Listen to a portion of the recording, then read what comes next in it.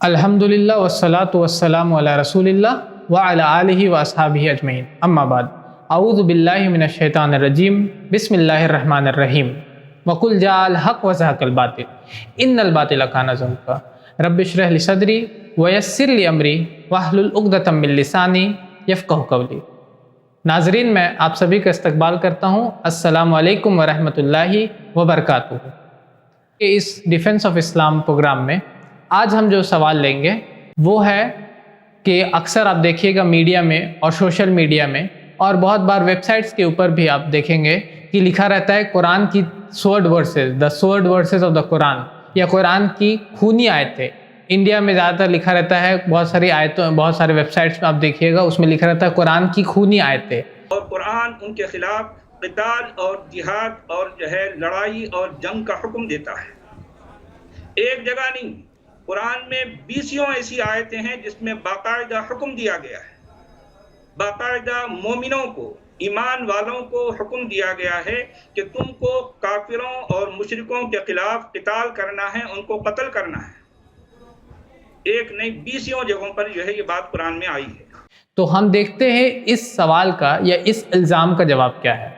सबसे पहले कुरान में जितने भी सूरा है, 114 सूरह है, सिर्फ एक सूरा को छोड़ के बाकी सारी सूरतें शुरू होता है बिस्मिल्लाहिर्रहमानिर्रहीम से, जिसका मतलब हुआ कि शुरू अल्लाह के नाम लेके, जो अर्रहमान है और अर्रहीम है, बहुत ही मेहरबान है, बहुत ही रहम करने वाला है। कुरान में कई आयतें हैं जो रहम के बारे में, जो माफ़ करने के बारे में। अल्लाह ताला गफूर रहीम है, अल्लाह ताला मोहब्बत करने वाले हैं। इस तरह की कई आयतें हैं कुरान में, लेकिन उसके बावजूद आप देखिएगा कि जो इस्लाम के खिलाफ प्रचार करते हैं, जो इस्लाम के खिलाफ एंटी इस्लामिक प्रोपगेशन करते हैं, वो लोग जानबूझ करके कुरान की आयतों को गलत तरीके से पेश करते हैं।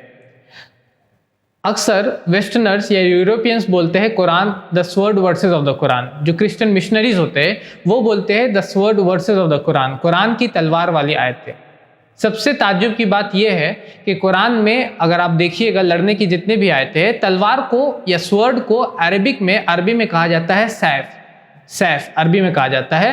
पूरे कुरान में एक बार भी सैफ नहीं आएगा। पूरे कुरान में एक बार भी लड़ने की आयतें हैं, लेकिन एक जगह भी सैफ नहीं आपको मिलेगा। उल्टा अगर आप बाइबल पढ़िएगा तो बाइबल में लगभग 450 बार आया है Saif. 450 times, almost 450 times sword का आया है। बहुत सारी लाइनों में तो 4 करके आया है, मतलब कि कुछ लाइनों में एक ही लाइन में 4 बार स्वॉर्ड है। बहुत सारे लाइनों में तो कंटिन्यूअस, जैसे कि 9 लाइनें हैं, वहां पर स्वॉर्ड स्वॉर्ड स्वॉर्ड, तलवार तलवार तलवार बार बार आया है। तो और जीसस क्राइस्ट खुद बोलते हैं, gospel of Luke chapter number 22 verse number 36 में जीसस क्राइस्ट कहते हैं कि sell your garments and buy swords, अपने कपड़ों को बेचो और तलवार लेके आओ। तो उसी तरह अगर आप देखिए कुरान की खूनी आयतें जो लोग बोलते हैं इंडियन सब कॉन्टिनेंट में, इंडिया में के पस मंजर में, तो खून को अरबी में कहा जाता है दम। कुरान में लड़ने के मुतालिक एक भी आयत नहीं जहां पर दम लिखा हुआ है, ब्लड लिखा हुआ, खून लिखा हुआ है। खून का लफ्ज़ आया है आपका, जैसे कि खाने के मुतालिक जो आयत है, जो सूरह माइदा सूरह नंबर 5 आयत नंबर 3 है, या सूरह बकरा सूरह नंबर 2 आयत नंबर 173, सूरह नहर सूरह नंबर 16 आयत नंबर 115, सूरह अनाम सूरह नंबर 6 आयत नंबर 145, इसमें दम आया है। लेकिन क्योंकि खून को खाना हमारे लिए हराम है, उसके मुतालिक आया है।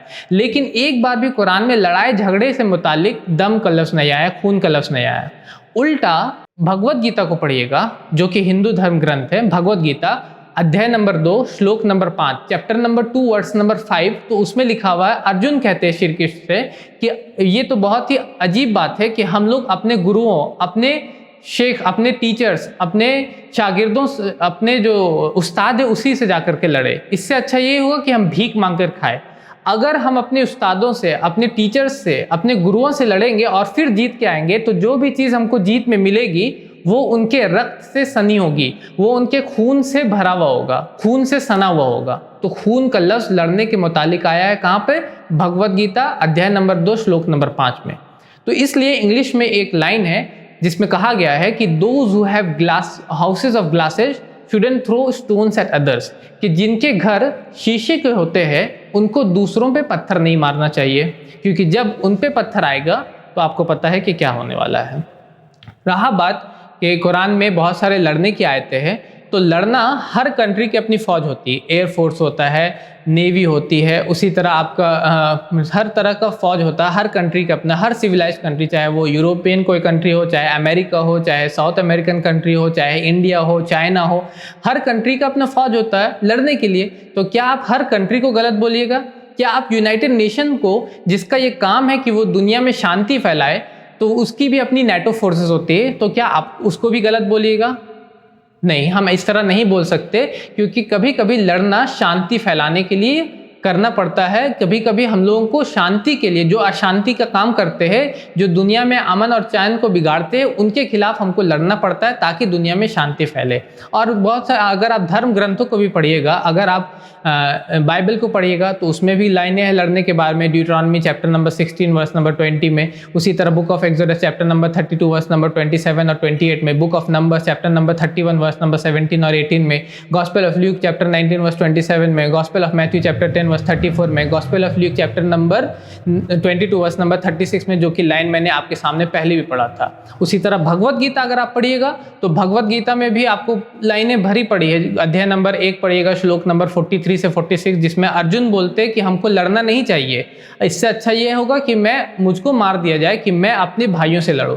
तो श्री कृष्ण आकर के कहते हैं अध्याय number 2 chapter number 2 verse number 2 और 3 में, कि तुमको लड़ना होगा।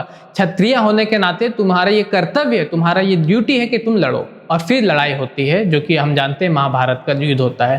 तो लड़ना हर धर्म के ग्रंथ में मिलता है। लड़ाई तो आपके आर्मी, हर देश की अपनी आर्मी होती है जो कि लड़ने के लिए होती है। उसी तरह कुरान में भी कुछ आयतें हैं जो कि लड़ने के बारे में, लेकिन वो शांति फैलाने के लिए, अमन फैलाने के लिए दुनिया में है।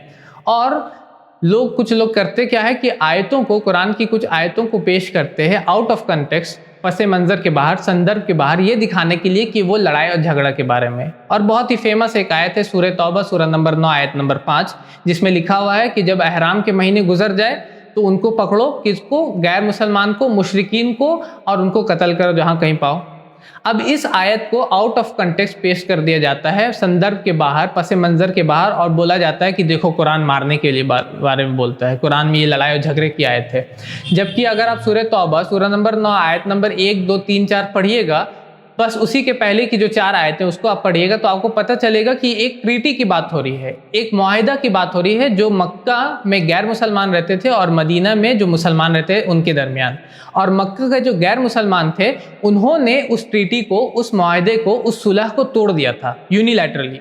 तो फिर अल्लाह ताला इन आयतों को नाजिल करते और कहते हैं कि 4 महीने में चीज़ों को ठीक कर लो, हर हुर्मत के महीने में, वरना जंग का ऐलान। और फिर इस जंग में अल्लाह ताला फरमा रहे हैं कि जहाँ भी तुम मुश्रिक को, जहाँ भी ऑपोजिशन को पाओ, उसको कत्ल कर दो। कोई भी आर्मी जनरल, कोई भी जंग लड़ने वाला आर्मी के जनरल जो होगा, वो यही कहेगा अपने फौज को, जहाँ भी ऑपोजिशन वालों को पाओ उसको कत्ल कर दो। तो ये एक जंग के दौरान की आयत है जिसको आउट ऑफ कंटेक्स्ट दिखा दिया जाता है। और इसी सूरह तौबा सूरह नंबर 9 आयत नंबर 6 में आपको मिलेगा, उसी के एक आयत आगे अल्लाह ताला फरमा रहे हैं कि अगर मुशरिकीन में से, अगर जो तुमसे लड़ रहे जंग के मैदान में, अगर उनमें से कोई भी तुमसे अमन चाहे, अगर कोई तुमको बोले कि हमको अमन चाहिए, तो उसको अमन दो, और यहाँ तक कि वो अल्लाह का कलाम को सुन ले और उसको अमन की जगह जाके छोड़ के आओ।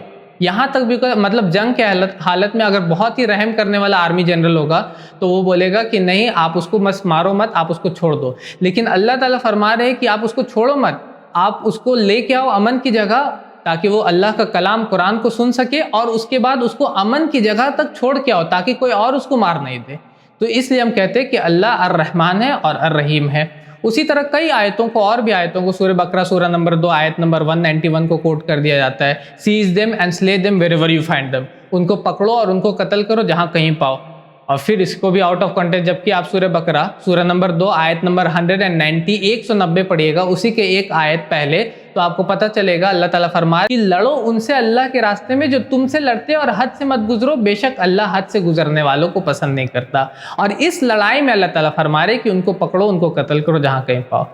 तो इस तरह आउट ऑफ कंटेक्स्ट आयतों को पेश कर दिया जाता है। बहुत सारी आयतें हैं जिसको पेश कर दिया जाता है कुरान की, ये दिखाने के लिए कि कुरान लड़ाई और झगड़े को बढ़ावा देता है, जबकि ऐसा नहीं है। अगर हम संदर्भ के बाहर, अगर हम पसे मंजर के बाहर आयतों को, लाइन्स को पेश करने लगे, तो हम किसी को भी गलत साबित कर सकते हैं। जैसे कि हम बोल सकते हैं, बाइबल में जीसस क्राइस्ट बोलते हैं gospel of Luke chapter 22 verse 36 में कि अपने कपड़ों को बेचो और तलवार लेके आओ। तो इसीलिए अमेरिका इस तरह कर रहा है, इसीलिए रशिया इस तरह कर रहा है, तो वो गलत होगा, क्योंकि जीसस क्राइस्ट अशांति के खिलाफ जो काम कर रहे थे उनसे लड़ने के बारे में बोल रहे हैं। हम कह सकते हैं कि भगवत गीता में कृष्ण कहते हैं चैप्टर नंबर 11 वर्स नंबर 32 में कि time I am the destroyer of the world, I have come to destroy all people, कि मैं वक्त हूँ, मैं तबाही के लिए आया हूँ और मैं सभी को तबाह कर दूंगा। अगर मैं यहाँ पे फुल स्टॉप मार दूँ तो लोग सोचेंगे कि कृष्ण सबकी तबाही की बात कर रहे हैं, जबकि उसके आगे कृष्ण कहते हैं कि कौरव और पांडव की जो लड़ाई हो रही थी वो कुरुक्षेत्र में, वहाँ की बात हो रही है, उस जंग की बात हो रही है।